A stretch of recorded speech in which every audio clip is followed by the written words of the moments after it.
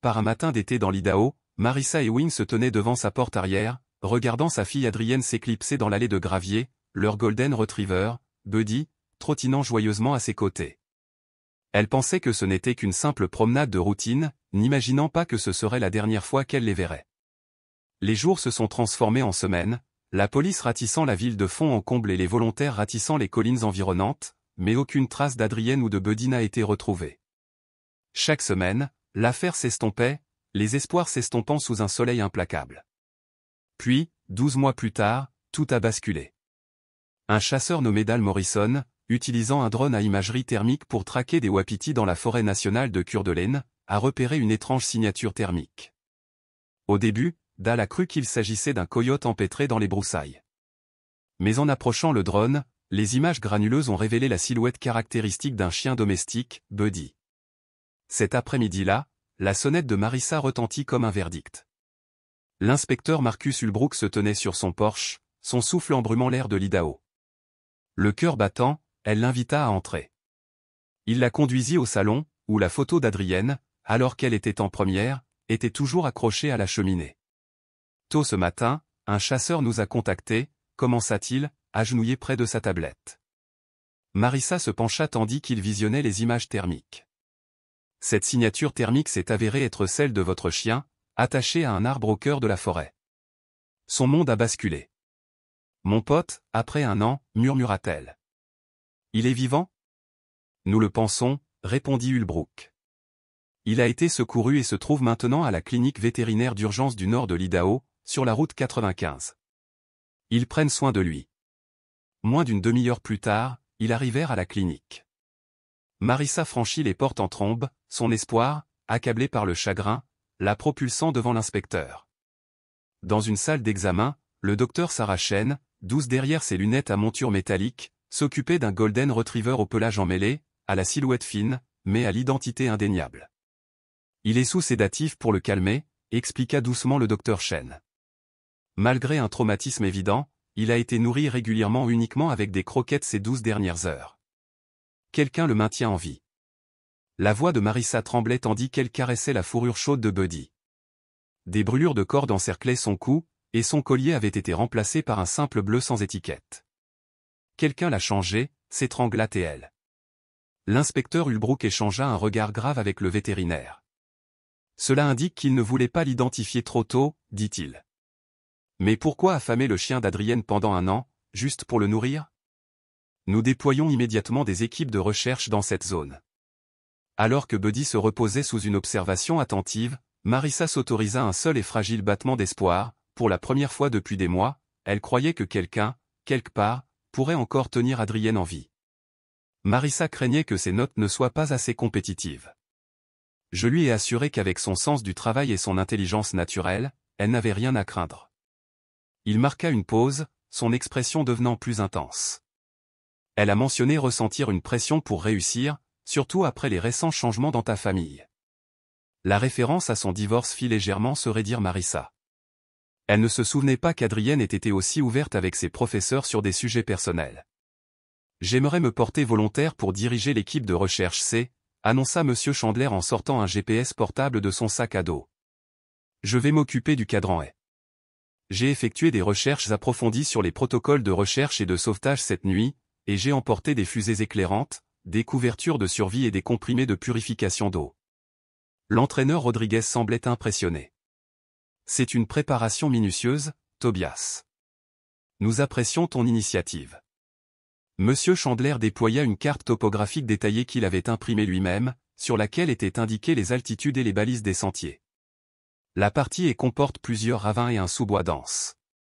Il faut une personne expérimentée en randonnée pour s'y déplacer en toute sécurité. Où veux-tu que je sois? Demanda Marissa en se rapprochant de la table. Monsieur Chandler leva vivement les yeux. Oh, je pense que tu devrais rejoindre l'équipe A, direction le nord, dit Madame Ewing. Ce terrain est plus praticable principalement des sentiers balisés. La route vers l'est que Tobias empruntera est assez difficile, pente raide, rochers instables. Nous ne voudrions pas que tu te blesses alors qu'Adrienne a besoin de ta force.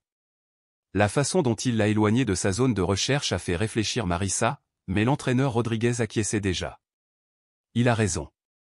L'équipe A couvrira la partie nord, là où les anciennes routes forestières sont plus faciles. Tandis que les équipes se formaient et se préparaient au départ, Marissa observait Monsieur Chandler organiser efficacement son groupe, distribuant les fournitures et donnant ce qui ressemblait à un exercice de sécurité. Pour un professeur de sciences au lycée, il semblait remarquablement préparé à ce scénario précis, comme s'il l'avait planifié depuis des semaines. Nous la retrouverons, Madame Ewing, dit-il en la croisant sur le seuil et en lui effleurant l'épaule d'une main rassurante. Je vous promets que nous fouillerons chaque recoin de cette forêt. Adrienne mérite de rentrer à la maison. Avant le départ des équipes de recherche, une accalmie s'installa, les bénévoles rassemblant le matériel et finalisant le transport. Marissa se retrouva à la table de la cuisine avec Monsieur Chandler et quelques autres enseignants, examinant une dernière fois la grille de recherche. Il rapprocha sa chaise et commença à indiquer des points de repère sur sa carte détaillée. « Vous savez, Madame Ewing, dit Monsieur Chandler d'un ton confiant, j'ai repensé à toutes mes conversations avec Adrienne au cours de l'année écoulée. Il y a peut-être des endroits qu'elle a mentionnés qui pourraient nous aider à affiner nos recherches. » « Quel genre de conversation ?» demanda Marissa, reconnaissante de toute piste potentielle. Elle parlait souvent de ses objectifs universitaires lors de nos entretiens. Elle était très angoissée à l'idée d'intégrer un bon cursus de médecine. Il se pencha en arrière, pensif. Elle a expressément mentionné sa peur de vous décevoir, surtout après le départ de votre mari il y a 3 ans. Elle se sentait obligée d'être parfaite pour compenser tous ces bouleversements. Marissa retint son souffle. Le divorce avait été prononcé 3 ans auparavant, certes, mais Adrienne était restée si stoïque qu'elle n'avait jamais exprimé ses sentiments directement. « Tu lui en as parlé ?» insista Marissa. « Oh oui, répondit-il. Nous avons beaucoup parlé. Son perfectionnisme la pesait vraiment. Elle disait des choses comme « Maman a traversé tellement d'épreuves, je ne peux pas la laisser tomber et si je n'étais pas assez douée pour la médecine ?» Elle se mettait une pression énorme. Madame Patterson, la professeure d'anglais, se tortillait, mal à l'aise. Je ne me rendais pas compte qu'Adrienne avait autant de difficultés. Elle semblait toujours si sûre d'elle en classe. Les environnements individuels ont tendance à mettre les étudiants plus à l'aise pour partager leurs préoccupations, a expliqué Monsieur Chandler. Je suis tellement reconnaissante pour ces séances de soutien scolaire, dit Marissa en lui touchant brièvement le bras. Ses notes en biologie sont passées de B à A. Ces séances du lundi et du mercredi ont vraiment fait la différence. L'expression de Monsieur Chandler vacilla un instant avant qu'il ne sourit. En fait, on se voyait les mardis et les jeudis, je m'en souviens, car c'était mes jours de tutorat habituels. Marissa fronça les sourcils. Non, je suis sûr que c'était les lundis et mercredis. C'était mes gardes de nuit à l'hôpital. Je lui laissais son dîner au réfrigérateur ces soirs-là. La mémoire peut être difficile en période de stress, dit Monsieur Chandler d'un ton posé. Mais je suis presque sûr que c'était le mardi et le jeudi. D'ailleurs, Adrienne préférait étudier en salle de prépa de sciences plutôt qu'à la bibliothèque, car c'était plus calme, plus intime et propice à la concentration. La salle de préparation, intervint l'entraîneur Rodriguez, n'est-ce pas généralement interdit aux étudiants? J'ai fait une exception pour des élèves dévoués comme Adrienne, a répondu Monsieur Chandler. Elle m'a même aidé à ranger les fournitures pendant que nous révisions l'apprentissage kinesthésique, vous voyez? Sa voix prenait une tournure presque nostalgique. Elle a gagné des points en restant après les cours pour aider à préparer les expériences de laboratoire. Quelle jeune femme dévouée! Marissa sentit un étrange malaise la gagner. La connaissance détaillée des pensées profondes de sa fille, la confusion autour du programme de soutien scolaire, les séances privées dans des espaces réservés, tout cela semblait au-delà de ce qu'implique une relation enseignant-élève classique. À quelle fréquence ces séances de préparation avaient-elles lieu, demanda-t-elle prudemment. Oh, assez régulièrement. Parfois, elle restait jusqu'à 17 ou 18 heures, surtout quand on préparait des examens importants. Elle était déterminée à conserver sa moyenne. Il sourit, mais quelque chose dans son regard fit frissonner Marissa. Je lui ai dit qu'avec son intelligence naturelle et mes conseils, elle pouvait accomplir tout ce qu'elle entreprenait. Le téléphone de Monsieur Chandler vibra sur la table, annonçant l'arrivée d'un SMS. Avant qu'il puisse le saisir, Marissa aperçut la notification d'aperçu, tenez-vous en haut plan. Il a retourné le téléphone trop rapidement, son mouvement était un peu trop rapide, trop nerveux. Il s'agit probablement d'autres professeurs qui se renseignent sur la recherche, dit-il, même si sa voix avait pris un ton légèrement plus aigu. Tu ne vas pas répondre, demanda Madame Patterson. Cela pourrait être important pour la coordination, a déclaré Marissa. Non, non, je suis sûr que ce n'est rien d'urgent. Concentrons-nous sur la tâche à accomplir. Il se tourna de nouveau vers la carte, mais ses mains étaient instables tandis qu'il désignait différents secteurs. Le malaise de Marissa s'intensifia. Les détails personnels qu'il connaissait, les incohérences concernant le planning des cours particuliers, le message cryptique, pris individuellement, ils ne signifiaient peut-être rien, mais ensemble, ils dessinaient un tableau qui la mettait profondément mal à l'aise. Monsieur Chandler, dit-elle lentement, Adrienne a-t-elle déjà mentionné des endroits précis de la forêt où elle aimait faire de la randonnée? Des sentiers qu'elle appréciait particulièrement? Ses yeux croisèrent les siens, et pendant un instant, elle y vit une lueur, du calcul, de la peur? Non, elle n'était pas vraiment une adepte du plein air. Elle préférait ses livres aux chaussures de randonnée. C'est pourquoi sa disparition est si intrigante, ce n'était pas son genre de s'éloigner des sentiers battus. Mais Marissa savait que c'était un mensonge. Adrienne adorait la randonnée, elle avait fait partie de l'équipe de randonnée en 2e année. Soit M. Chandler ne connaissait pas sa fille aussi bien qu'il le prétendait, soit il la trompait délibérément. Aucune de ces deux options ne lui convenait. Par la fenêtre du salon, Marissa observait l'agitation dans son allée tandis que les équipes de recherche chargeaient le matériel dans les véhicules. Elle observait M. Chandler diriger son équipe avec une efficacité éprouvée, distribution de talkie-walkie et vérification des sacs à dos. Incapable de se débarrasser de sa terreur grandissante, Marissa s'éloigna de la foule et monta les escaliers jusqu'à la chambre d'Adrienne. Elle avait laissé la chambre d'Adrienne presque telle qu'elle était le jour de la disparition de sa fille, un hôtel silencieux dédié à la jeune fille de 16 ans qu'elle ne supportait pas de déranger. Le lit était toujours soigneusement fait, avec la douce couette violette qu'Adrienne avait choisie pour son anniversaire. Sur le bureau, l'ordinateur portable était fermé, le pot à crayon toujours plein, et les manuels scolaires étaient parfaitement rangés sur l'étagère au-dessus. Marissa ouvrit le tiroir du bureau où Adrienne rangeait son agenda scolaire, un épais carnet à spirale avec des aperçus mensuels et hebdomadaires précis. En feuilletant les pages, elle admira une fois de plus l'écriture soignée, aux couleurs variées, d'un stylo, une habitude méticuleuse qu'Adrienne tenait de son père. En repensant à septembre de l'année scolaire précédente, Marissa chercha la moindre trace de cours particulier. La 2e semaine, une note, écrite à l'encre bleue impeccable, figurait « Aide en sciences, Monsieur C, 15h30, salle 214. » Mais c'était un lundi, et non le mardi ou le jeudi que Monsieur Chandler avait insisté. Ses doigts tremblaient en trouvant une autre séance 2 semaines plus tard, toujours le lundi, puis une réunion dispersée le mercredi début octobre, marquée « Annulé au Monsieur C à une réunion, reportée au vendredi ». Le schéma qui se dessinait n'avait rien à voir avec la routine du mardi au jeudi qu'il décrivait. Ces rendez-vous étaient dispersés, sporadiques, toujours décalés à sa demande. Le cœur de Marissa battait fort en découvrant les bulletins d'Adrienne glissés dans les poches de l'agenda, un excellent B en biologie en septembre, puis, en novembre après toutes ces révisions extrascolaires irrégulières un imparfait. Elle étudia les pages d'octobre de plus près, notant de petites pensées écrites à l'encre violette, la couleur préférée d'Adrienne. 15 octobre, Monsieur C dit que je suis spéciale, différente des autres élèves. 22 octobre, j'ai eu mon A aujourd'hui, Monsieur C est si fier. Ce mot lui retourna l'estomac. Mérité? Qu'est-ce que cela signifiait? Les entrées de novembre étaient encore plus glaçantes. Plusieurs pauses déjeuner étaient enregistrées comme « préparation de séance au rangement des fournitures », mais les horaires étaient incohérents, 12h à 12h45, puis 12h à 12h50, soit bien plus que les 30 minutes de déjeuner du lycée de Lakeland.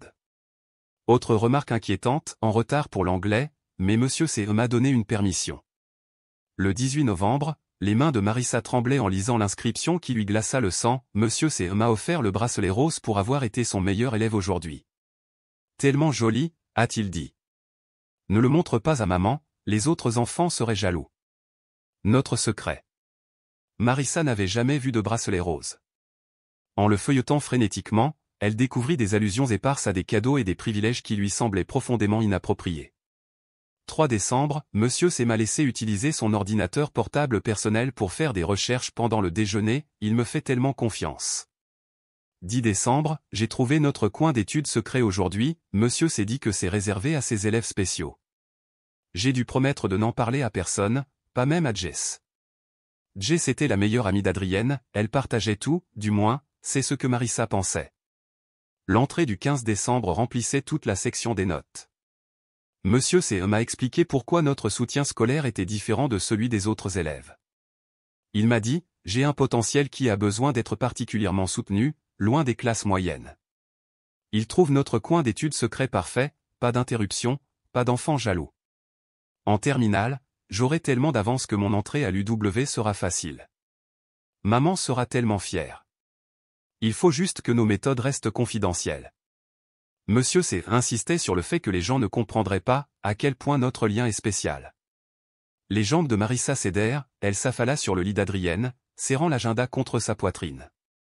Le langage du secret, les cadeaux inattendus, les rencontres isolées, tout cela dressait un tableau horrifiant du grooming. Par la fenêtre, elle entendit les portières claquer tandis que les équipes de recherche s'apprêtaient à partir.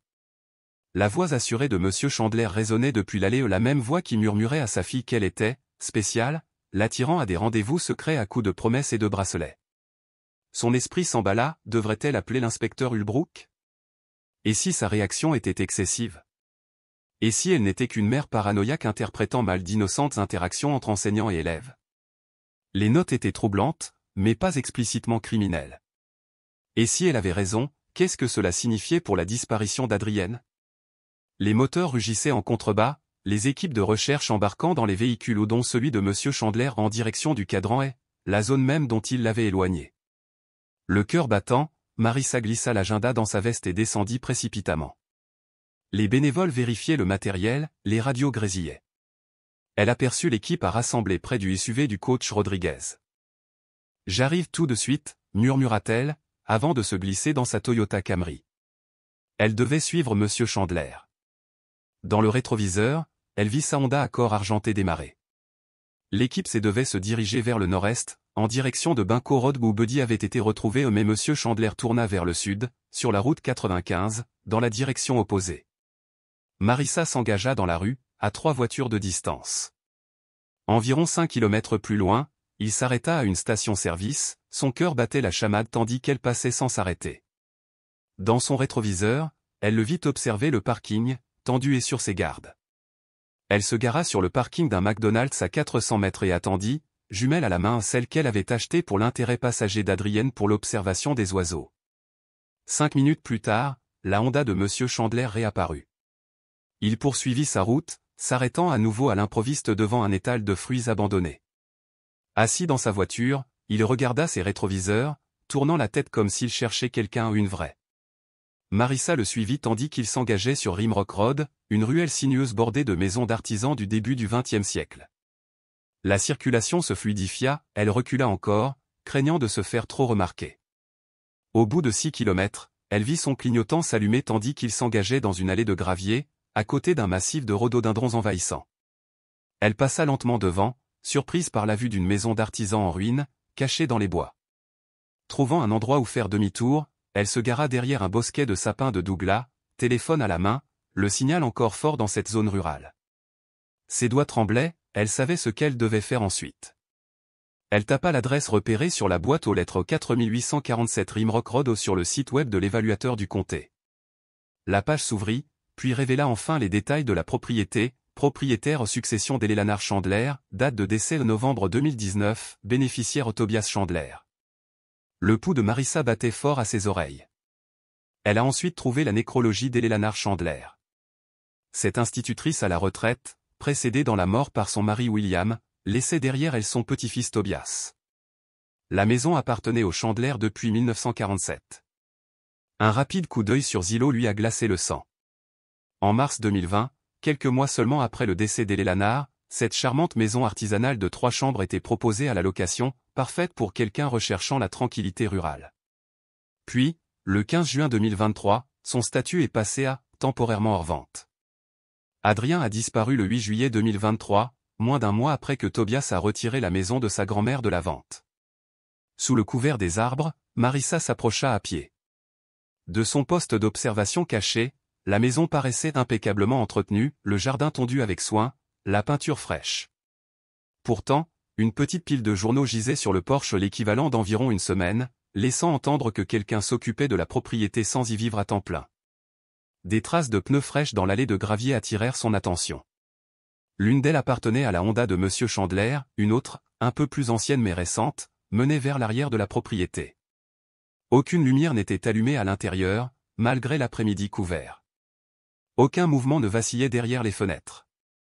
Il était entré avec une clé, avec assurance comme quelqu'un qui a l'habitude d'être ici tandis que la fille de Marissa était perdue quelque part dans la forêt. Elle battit en retraite, le cœur battant, et parcourut un quart de mile sur Rimrock Road. Là, une grange rouge abandonnée, à la peinture écaillée et au toit effondré, lui offrait un refuge parfait. Elle gara sa Camry derrière, puis se glissa à nouveau dans les bois, les sapins de Douglas et les cèdres se refermant sur elle comme des sentinelles silencieuses.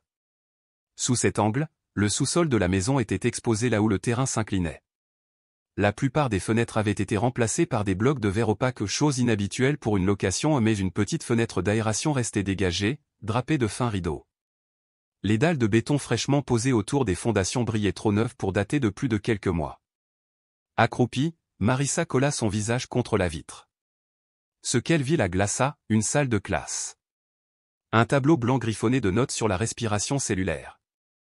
Un bureau jonché de manuels, l'édition de biologie de Lakeland High, accroché au dossier de la chaise, le sac à dos violet d'Adrien, celui avec la déchirure rapiécée en forme de smiley. Les larmes brouillèrent sa vision, mais elle s'efforça d'en répertorier chaque détail, le réfrigérateur dans un coin, le micro-ondes au-dessus, un lit étroit plaqué contre le mur de pierre de ce qui avait dû être une cave à légumes. Elle entendit des pas au-dessus de sa tête, Monsieur Chandler descendait un escalier caché, portant un plateau chargé de sandwichs à la dinde et au fromage suisse, de tranches de pommes et d'un verre de lait. Sa voix murmura à travers la vitre, « J'ai apporté ton déjeuner, ton préféré. » Une réponse féminine, douce et inaudible, mais teintée de résignation. « Ta mère n'a toujours pas compris, » poursuivit-il. « Il faut être plus prudent maintenant qu'ils ont retrouvé le chien. » Le monde de Marissa bascula. Ce n'était pas seulement un étrange secret, sa fille était là, captive dans une école improvisée, cachée sous terre. Et tandis que la lumière de l'après-midi déclinait, elle savait qu'elle détenait des preuves. Pourtant, elle n'osa pas appeler l'inspecteur Ulbrook avant d'en avoir rassemblé davantage. Un faux pas pouvait coûter la vie à Adrien. Le cœur de Marissa battait fort tandis qu'elle pressait sa main sur sa bouche pour étouffer un sanglot. Adrien, sa petite fille, était là-bas, vivante mais prisonnière du délire de cet homme. Les murs de pierre et l'étroite fenêtre lui indiquaient qu'il s'agissait d'une cave à légumes aménagée, datant probablement de la construction originale de la maison. Une prison parfaite, insonorisée, sans fenêtre, à l'exception d'un petit trou d'aération invisible depuis la route. Elle devait appeler à l'aide, c'était la preuve tangible que sa fille était vivante. Toujours accroupie sous la fenêtre du sous-sol, la main de Marissa tremblait violemment lorsqu'elle sortit son téléphone. Reculant lentement pour s'éloigner de la maison tout en gardant la porte de derrière en vue, elle se pressa contre la surface métallique du système de climatisation qui bourdonnait doucement près du coin. Elle composa le 911. 911, quelle est votre urgence? La voix calme du répartiteur semblait surréaliste face au battement dans la poitrine de Marissa. Voici Marissa Ewing, murmura-t-elle avec urgence. Ma fille Adrienne a disparu depuis 1 an. Je suis au 4847 Rimrock Road et je la vois. Elle est retenue au sous-sol par son professeur, Tobias Chandler. Madame, parlez plus fort. Avez-vous dit que vous pouviez voir votre fille disparue? La répartitrice au Botany Hall, comme son badge le montrerait plus tard, était déjà en train de taper, alertant les unités. Oui. Elle est au sous-sol. J'ai vu son sac à dos et je l'ai entendu lui parler. C'est le 4847 Rimrock. Marissa se déplaça pour pouvoir épeler le nom de la rue plus clairement, et son pied atterrit sur quelque chose qui craqua comme un coup de feu dans le calme de l'après-midi. Regardant vers le bas, horrifiée, elle vit la lampe solaire décorative brisée, son boîtier en plastique fendu et le verre éparpillé au sol. La porte de derrière s'ouvrit violemment avec une telle violence qu'elle rebondit contre le mur. Monsieur Chandler resta planté là, le visage crispé de rage, ses traits habituellement posés déformés. « Je sais que tu es là », cria-t-il en scrutant la cour du regard. « Marissa, tu m'as suivi, tu ne pouvais pas me faire confiance pour la retrouver, n'est-ce pas ?» Marissa courut, le téléphone toujours collé à l'oreille, vers la lisière des arbres tandis que la voix pressante du répartiteur lui demandait où elle se trouvait. Rimrock Road 4847 envoyait de l'aide immédiatement. Il la poursuivait. Son pied s'accrocha à une racine et elle s'écroula brutalement, le téléphone lui échappant des mains. Elle se précipita pour le rattraper, mais Monsieur Chandler était déjà là, le lui arrachant. Avec un cri de fureur inexprimable, il le lança contre le parement de briques, et le téléphone explosa en 1000 morceaux. « Tu ne comprends pas » cria-t-il tandis que Marissa se relevait et reprenait sa course. « Tu n'as jamais compris ce dont Adrienne avait vraiment besoin. La pression que tu lui fais subir, l'éducation médiocre de cette école. Je la protège d'un monde qui n'apprécie pas les élèves doués comme elle. » Marissa fonçait à travers les broussailles, les branches lui déchirant vêtements et peau. Elle l'entendait derrière elle, dans ses nouvelles chaussures de randonnée, fracassant les débris forestiers. Sa voiture où elle devait absolument la rejoindre. Elle mourait intérieurement.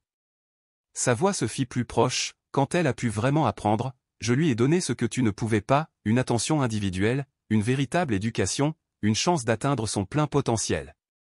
La grange abandonnée apparut et Marissa accéléra, les jambes en feu. Elle aperçut sa Camry à une quinzaine de mètres, puis à 40, 30. Elle ouvrit brusquement la portière et se jeta à l'intérieur, claquant les serrures juste au moment où M. Chandler atteignait le véhicule, les poings battant la vitre. Elle veut être ici, elle s'épanouit. Tu vas détruire tout ce qu'on a construit. Marissa démarra le moteur et passa en marche arrière, projetant des gravillons en reculant. Dans son rétroviseur, elle le vit courir vers sa Honda. Elle fit tourner le volant, les pneus crissant, et se dirigea vers la route principale. Son esprit s'emballait aussi vite que sa voiture. Le répartiteur avait obtenu l'adresse où elle l'avait dit 2 fois, Epley Rimrock. Cela devait suffire. Ils enverraient des unités, il le fallait. Elle fonça sur Rimrock Road, prenant les virages trop vite. Dans ses rétroviseurs, elle vit la Honda argentée la poursuivre, son conducteur égalant l'intensité terrifiante de Chandler. Au carrefour avec Cedar Lane, elle tourna brusquement à droite, les pneus crissant. Il la suivit de plus près. Un quartier résidentiel s'ouvrit devant elle et elle le traversa en zigzagant, brûlant les stops, priant pour qu'aucun enfant ne joue dans les rues. À gauche sur Maple, à droite sur la 3e, encore à gauche sur Pine, mais il connaissait ses routes aussi. Il la suivit à chaque virage. L'autoroute 95 apparut devant elle et elle s'engagea dans la circulation sans regarder, klaxonnant à tout rompre. La Honda la suivit, coupant la route à un pick-up pour rester sur ses talons, mais la circulation plus dense joua en sa faveur. Elle zigzaga entre les voitures tandis qu'il resta coincé derrière un camping-car roulant au ralenti. Lorsqu'elle atteignit l'intersection du Walmart, elle l'avait perdu de vue. Elle se gara sur le parking et roula jusqu'au coin le plus éloigné, se garant entre 2 gros camions, là où sa voiture ne serait pas facilement visible depuis la route. Son corps tremblait, l'adrénaline la rendait malade. Elle n'avait pas de téléphone, aucun moyen de savoir si les secours arrivaient. Tout ce qu'elle pouvait faire, c'était attendre et prier pour que Botanico l'ait compris suffisamment pour envoyer de l'aide. 20 minutes plus tard, l'agent James Wright, du bureau du shérif du comté de Koutini, fut le premier à repérer la Honda Accord argentée qui retournait au 4847 Rimrock Road. 2 autres unités étaient déjà en position, arrivées quelques minutes plus tôt et ayant trouvé la propriété apparemment vide, elles s'apprêtaient à forcer l'entrée lorsque la Honda apparut. Monsieur Chandler aperçut les voitures de police trop tard, il tenta de faire marche arrière, mais l'unité de l'agent Wright le bloqua. En quelques secondes, les policiers le sortirent de la voiture et le menottèrent, son air de professeur finalement complètement anéanti. « Vous ne comprenez pas » hurla-t-il tandis qu'on lui lisait ses droits. « Elle a besoin de moi ou de son éducation, de son avenir. Je suis le seul à vraiment comprendre son potentiel. » Les policiers ignorèrent ses divagations et fouillèrent la propriété. Le rez-de-chaussée ne révéla rien d'inhabituel, mais au sous-sol, l'adjointe Sarah Martinez remarqua quelque chose d'étrange dans le placard du chauffe-eau. Le chauffe-eau lui-même était étrangement poussé vers l'avant et, derrière, elle découvrit une porte astucieusement dissimulée, peinte de la même couleur que le mur et verrouillée par un mécanisme de verrouillage sophistiqué.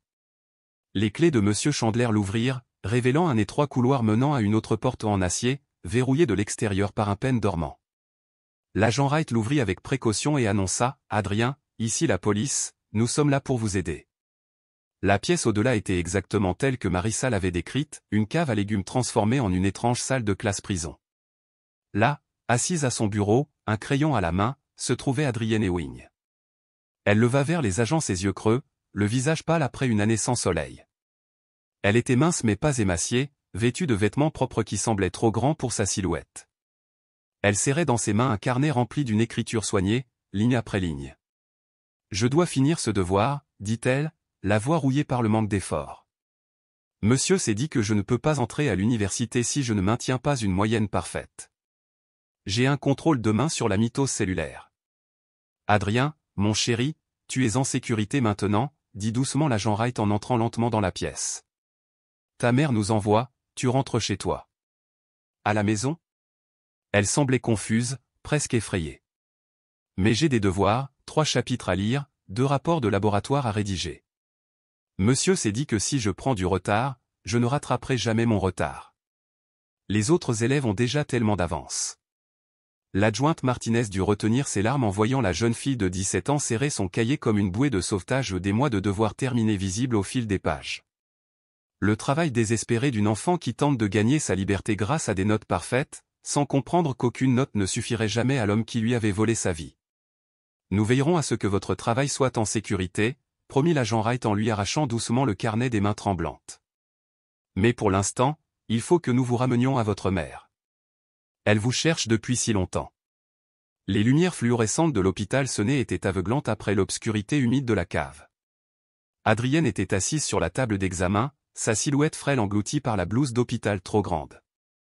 Les infirmières lui faisaient des prises de sang, prenaient son pouls et mesuraient ses constantes, mais ses pensées restaient fixées sur l'école. « Mes manuels sont arrivés » demandait-elle sans cesse. « Puis-je avoir juste un crayon et du papier pour mes exercices de calcul ?» 3 étages plus bas, dans une salle de conférence silencieuse, l'inspecteur Marcus Ulbrook fixait Tobias Chandler, les mains menottées et l'air débraillé. Ses cheveux soigneusement coiffés pendaient maintenant mollement sur son front, son masque de sang-froid avait enfin volé en éclats. « Je veux m'expliquer, dit-il d'une voix suppliante. Les gens ne comprendront pas, mais il faut que quelqu'un sache la vérité. Ulbrook enclencha son enregistreur. Allez-y, monsieur Chandler. Dites-moi tout. Le regard de Chandler se perdit dans un lointain souvenir. J'ai remarqué Adrienne le jour où elle est entrée dans ma classe de biologie de première année, il y a 3 ans. Elle n'était pas comme les autres élèves, elle avait soif d'approbation, de perfection. Alors que la plupart des élèves s'ennuyaient ou étaient distraits, elle s'accrochait à chaque mot, prenait des notes méticuleuses et restait après le cours pour poser des questions. Quand votre relation est-elle devenue inappropriée, demanda Ulbrook, d'un ton neutre malgré son dégoût grandissant. Je préfère voir ça comme une reconnaissance de son véritable potentiel, corrigea Chandler. Il se pencha en avant. Ses parents venaient de divorcer. Elle tenait le cou à grand-peine, les larmes aux yeux, inquiète de ses notes en baisse. Je lui ai expliqué que des notes pondérées pourraient l'aider, que des devoirs spéciaux lui garantiraient la meilleure note dont elle avait désespérément besoin. Elle était si reconnaissante, si impatiente de faire ses preuves. Vous avez utilisé ces notes comme moyen de pression, a déclaré le détective d'un ton catégorique. Je la motivais, insistait Chandler. Les séances de la pause déjeuner commençaient innocemment, nous révisions les matières dans la salle de préparation scientifique. Elle adorait les compliments, je lui disais qu'elle était spéciale, comme une fleur qui s'épanouit au soleil. Alors, quand l'as-tu agressée pour la première fois? La mâchoire de Ulbrook se serra. Le visage de Chandler s'assombrit. Ce n'était pas une agression, c'était une connexion. Pendant notre séance d'anatomie, j'ai posé ma main sur son épaule pour lui montrer le positionnement des muscles. Elle ne s'est pas reculée, elle s'est penchée. Après cela, les limites se sont estompées, une main sur son dos pendant que je l'aidais à travailler, je me suis assis plus près que nécessaire, je l'ai prise dans mes bras lorsqu'elle obtenait des notes parfaites. Et l'enlèvement? Ça n'a jamais été prévu? Insista Ulbrook. Fin juin, admit Chandler, l'agitation perçant dans sa voix. Adrienne a mentionné que sa mère envisageait un emploi à Spokane. Déménager avant sa dernière année ruinerait tout ce que nous avions gagné. J'avais passé 3 mois à aménager la cave à légumes de ma grand-mère, insonorisation des murs, installation d'un système de ventilation, et même de discrètes toilettes chimiques. J'avais acheté un mini-frigo, un micro-ondes, des piles de matériel pédagogique. J'avais dit aux voisins qu'il s'agissait de rénover un studio. Personne ne remettait en question le travail d'un professeur respecté qui rénovait une propriété familiale. La voix de Ulbrook resta calme et froide, comment l'avez-vous intercepté?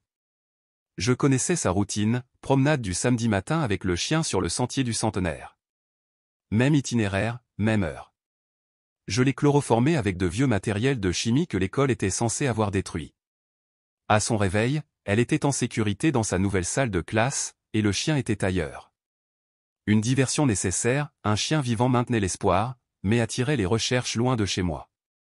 Je le nourrissais régulièrement pour qu'on le retrouve vivant, éloignant ainsi les recherches de la vérité. 2 étages plus haut, le docteur Patricia Vance, médecin légiste, était assise avec Adrienne dans une pièce à la lumière tamisée, conçue pour être moins clinique. À travers une vitre sans teint, Marissa observait, les larmes aux yeux. La voix d'Adrienne était monotone, répétée. « Monsieur C. m'a tout expliqué le premier jour, dit-elle, les yeux rivés sur ses mains. Il m'a dit que tu étais soulagé que je sois parti, libre de faire des rencontres sans craindre de donner le mauvais exemple, économisant pour mes études au lieu de payer pour moi. Il m'a montré un article de presse qualifiant les fugueurs des adolescents disparus. Pas disparus, juste des fugueurs. Qu'avez-vous ressenti ? Demanda doucement le docteur Vance. Au début, j'ai entendu, répondit Adrienne, puis j'ai été reconnaissante. Monsieur C. m'a dit que personne d'autre ne se souciait autant de mon éducation ou de mon avenir que lui. Il a tout risqué pour m'accorder une attention personnalisée, me préparant à l'université sans distraction ni professeur de moindre qualité. Elle décrivait sa routine quotidienne avec une normalité effrayante, réveil à 6 heures, petit déjeuner, puis maths de 7 à 9 heures, sciences jusqu'au déjeuner, histoire et anglais l'après-midi, soirée consacrée à la préparation aux examens et aux dissertations universitaires tout noté, chaque erreur accueillie avec déception, chaque réussite récompensée.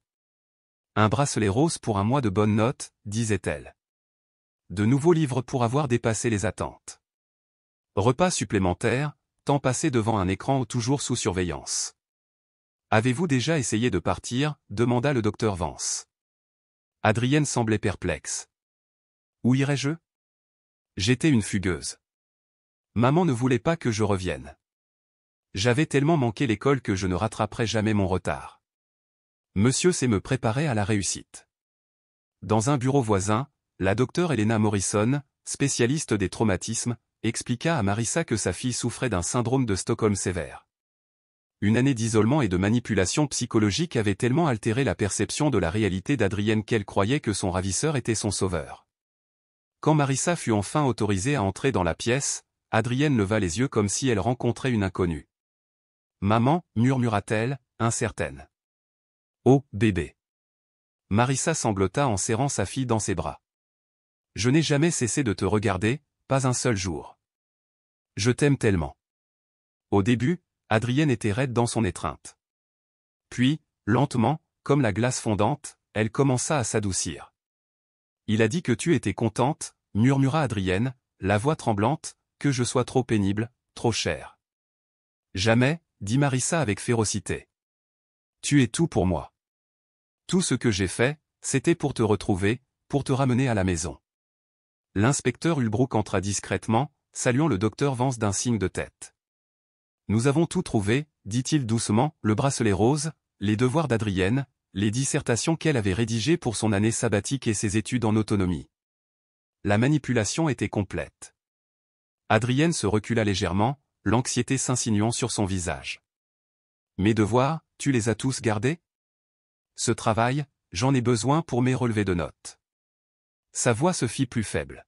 « Est-ce que je vais quand même entrer à l'université, même si j'ai raté une année d'école normale ? Monsieur C. a dit que le programme d'enseignement à domicile était meilleur, mais et si les universités ne l'acceptaient pas ? Et si je gâchais tout ? » Marissa serra sa fille plus fort, sentant ses os fragiles sous ses mains.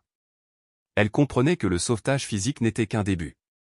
Adrienne croyait que sa valeur se mesurait à ses notes parfaites, que l'amour dépendait de ses résultats scolaires et qu'une année de captivité était préférable au risque d'une éducation médiocre. Se remettre de cela prendrait bien plus de temps que de se remettre de l'enfermement physique. « On trouvera une solution ensemble » murmura Marissa en caressant les cheveux raides d'Adrienne. « Peu importe ce dont tu as besoin, peu importe le temps que ça prendra, tu es en sécurité maintenant. C'est tout ce qui compte. » Mais même en parlant, elle pouvait sentir la tension de sa fille, la peur que la sécurité ne soit pas suffisante si elle n'obtenait pas la moyenne parfaite qui était devenue toute son identité dans cette prison en sous-sol.